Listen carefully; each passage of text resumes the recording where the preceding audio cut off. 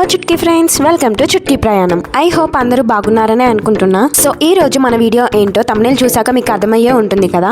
మరి వీడియోలోకి వెళ్లే ముందు ఫస్ట్ టైం మన ఛానల్ చూస్తున్న వాళ్ళు ప్లీజ్ సబ్స్క్రైబ్ చేసి ఒక లైక్ ఇవ్వండి, అలాగే షేర్ కూడా చేయండి. సో దట్ మీరు సబ్స్క్రైబ్ చేయడం వల్ల నాకు చాలా మోటివేషన్ వస్తుంది. And please support me. So video చూస్తూ ఎక్కడికో వెళ్తున్నారని అనుకుంటున్నారా? శంషాబాద్ ఎయిర్పోర్ట్ కి అయితే వెళ్తున్నామండి. ఎందుకనంటే ఆఫ్టర్ 3.5 years తర్వాత మా చెల్లి ఇండియాకి వస్తుంది, USA నుండి ఇండియాకి. సో నేను అన్నయ్య తమ్ముడు కలిసి చెల్లిని పిక్ చేసుకోవడానికి అయితే ఎయిర్పోర్ట్ కి వచ్చేసాము. ఫైనల్లీ చెల్లిని అయితే మీట్ అయ్యాము. We are so happy to see her. మమ్మల్ని చూసి చెల్లి కూడా చాలా ఎక్సైటెడ్ గా ఫీల్ అయింది అనమాట. She so happy. చెల్లి అంటే ఎలా అని అనుకుంటున్నారా? తను మా పిన్ని వాళ్ళ కూతురండి. ఆఫ్టర్ 3.5 years తర్వాత ఫర్ ద ఫస్ట్ టైం ఇండియాకి వచ్చిందనమాట. సో మేము అందరం అయితే చాలా హ్యాపీగా ఉన్నాము. కానీ నాకు అనిపించింది ఈ 3.5 years లో తను ఎంత స్ట్రగుల్ చేసి హార్డ్ వర్క్ చేసి పార్ట్ టైం జాబ్ చేసి తను జాబ్ కూడా తెచ్చుకున్న తర్వాతనే ఫస్ట్ టైం ఇండియాకి వస్తుంది అనమాట. మేమైతే చాలా అంటే చాలా హ్యాపీగా ఉన్నాము. తనకి 1.5 day పట్టిందండి జర్నీ చేసి రావడానికి.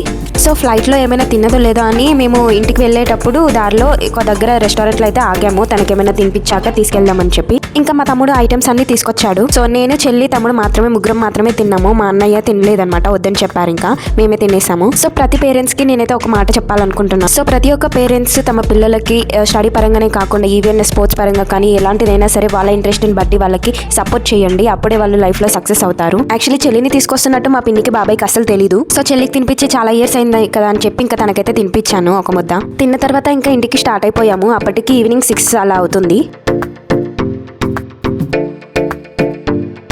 ఇంకా ఫైనలీ ఇంటికైతే రీచ్ అయ్యాము. సో తినే అనమాట మా పిన్ని. సో తను ఆల్రెడీ ఎక్స్పెక్ట్ చేసింది కార్ చూసాక మా చెల్లి వచ్చిందని. సో పిన్ని బాబాయ్ వాళ్ళ రియాక్షన్ ఎలా ఉందో చూద్దాం ఒకసారి.